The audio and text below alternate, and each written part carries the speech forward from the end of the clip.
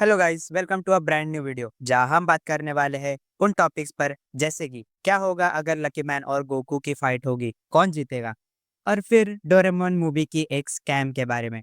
अगर आपने चैनल को सब्सक्राइब नहीं किया हो तो जल्दी से कर लीजिए और हम शुरू करते हैं अपने वीडियो को।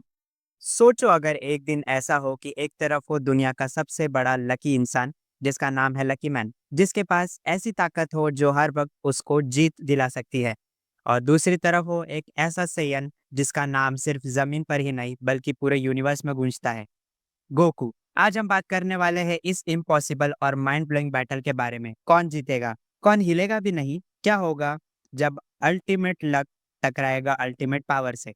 चलिए इस एंगेजिंग और धमाकेदार कहानी की शुरुआत करते हैं।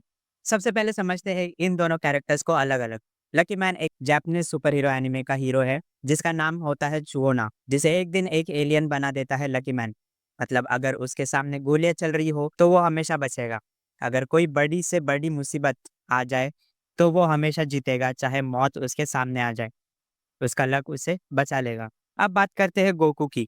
ड्रैगन बॉल फ्रेंचाइज का ये कैरेक्टर कोई नॉर्मल हीरो नहीं बल्कि एक ऐसा सेयन है इसका मिशन है सिर्फ लड़ना, अपने आप को स्ट्रांग बनाना और यूनिवर्स के सबसे बड़े वॉरियर्स से टक्कर लेना। गोकू ने अपने कैरियर में फ्रीजा, सेल, माजिन बू, बीरस जैसे गॉड्स और जीरन जैसे मॉन्स्टर्स से भी फाइट की है। गोकू के पास Super Saiyan, Ultra Instinct, Spirit Bomb, Kamehameha और कई तरीके की टेक्निक्स है। उसकी स्पीड लाइट से तेज है, उसकी स्ट्रेंथ प्लैनेट तोड़ने वाली है और उसका फाइट इंस्टिंक्ट अनमैच है। अब सोचिए एक तरफ पूरे लक का बादशाह लकी मैन जिसे मारना इम्पॉसिबल है क्योंकि उसका लक उसे हमेशा जीत दिलाता है, और दूसरी तरफ है एक ऐसा वॉरियर जो खुद की स्ट्रेंथ से गॉड्स तक को हिला सकता है। तो क्या होगा जब ये दोनों टकराएंगे? चलिए एक हाइपोथेटिकल बैटल क्रिएट करते हैं।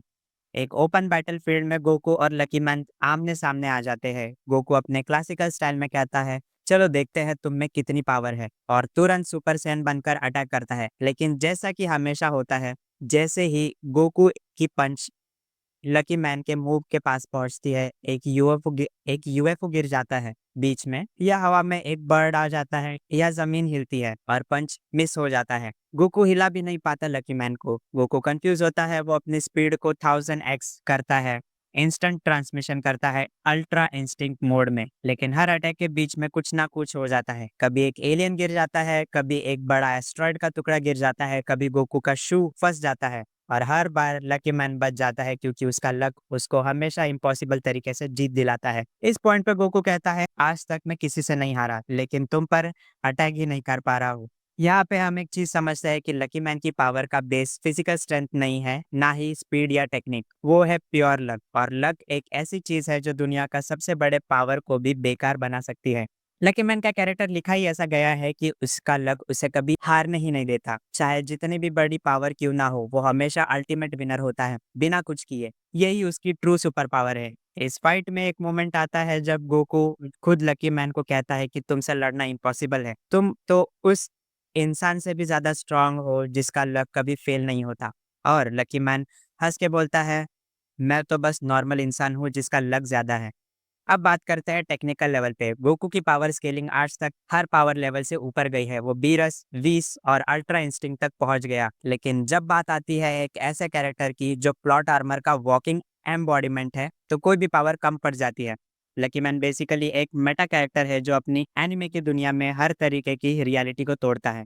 उसका लक स्टोरी के लॉस को तोड़ता है। तो कंक्लूजन ये है कि अगर ये बैटल कभी होती है तो गोकू अपनी पूरी जान लगा देता, लेकिन अल्टीमेटली लकी मैन जीत जाता, और वो भी बिना एक पंच मारे, बस लक के भरोसे। इसका मतलब ये नहीं कि गोकू वीक है, वो तो यूनिवर्स का अल्टीमेट वॉरियर है, लेकिन लकी मैन एक ऐसी कॉस्मिक एनोमली है जिसका कोई तोड़ नहीं। वो हर इम्पॉसिबल डेंजर से बच जाता है। सो गाइस, आपने मेरी ये वाली वीडियो तो देखी ही होगी। अगर आपने नहीं देखी है तो इस वीडियो को तुरंत पॉज करके उस वीडियो को कंप्लीट करिए। तो उस वीडियो में मैंने बात की थी कैसे the three visionary swordsman movie इतनी मिस्टीरियस है, जहाँ कुछ चीज़ों को अनएक्सप्लेन छोड़ दिया है, जैसे कि तोरीहो कौन है, वो गेम से कैसे बाहर आया, या फिर मूवी के लास्ट में जो नोबिता का स्कूल होता है वो पहाड़ पर कैसे चला गया। तो जब मैंने फुजिको या फुजियो का एक आर्टिकल पढ़ा तो उसमें कुछ अलग ही बातें सामने आई। उन्होंने इस मूवी के बारे में बताते हुए कहा कि ये मूवी जो थ्री मस्केटियर इंग्लिश स्टोरी है उससे इंस्पायर्ड है। फिर वो ये बताते हैं कि ये मूवी उनके लिए एक फेलियर थी। उन्होंने जैसा मांगा में लिखा था ये लोग उसे मूवी में उस तरीके से अडेप्ट नहीं कर पाए और मूवी किसी और डायरेक्शन में ही चली गई। वो इस मूवी को नोबिता बना सुपर हीरो जो इस मूवी से पहले आई थी कुछ वैसा ही बनाना चाहते थे। अगर आपने वो मूवी देखी हो तो आपको तो ये पता ही होगा कि उस मूवी में जो मॉन्स्टर थे वो गेम से बाहर आ जाते हैं, सारी दुनिया पे कब्जा कर लिया था और सबको मॉन्स्टर में कन्वर्ट कर लिया था, इवन नोबिता के मॉम और डैड को भी, और पूरे शहर को हेल में कन्वर्ट कर दिया था। तो ठीक उसी तरह फुजिको है फुजियो और उनकी टीम इस मूवी को बनाना चाहते थे। आपने ये भी देखा होगा कि इस मूवी में भी स्कूल पूरी तरीके से बदल जाता है और थ्री विजनरी स्वॉर्ड्समैन में भी स्कूल पहाड़ पर आ जाता है। अगर फुजिको और फुजियो और उनकी टीम का यही प्लान था तो उन्होंने इसे वैसा बनाया क्यों नहीं? तो जैसे कि मैंने बताया कि ये मूवी उनके लिए एक फेलियर थी। मूवी में वो कुछ भी एक्सप्लेन नहीं कर पाए जैसा वो करना चाहते थे। तो यही से पॉसिबिलिटी बनती है थ्री मैजिकल स्वॉर्ड्समैन पार्ट 2 की आने की, जिसमें हो सकता है जो पहली मूवी में प्लॉट होल्स क्रिएट हुए थे उसको इसका दूसरा पार्ट अच्छे से एक्सप्लेन कर पाए। और इस मूवी का सेकंड पार्ट आना तो बनता है क्योंकि ये मूवी पूरे एनिमे हिस्ट्री में one of the main mystery है जो अभी तक सॉल्व नहीं हुई। पर जैसे कि आपको पता है कि हम इस मूवी को नहीं बना सकते, हम बस इसके आने का वेट ही कर सकते हैं। तो वीडियो यही तक थी। अगर आपको पसंद आई हो तो लाइक करें, शेयर करें और चैनल को सब्सक्राइब करना ना भूलना।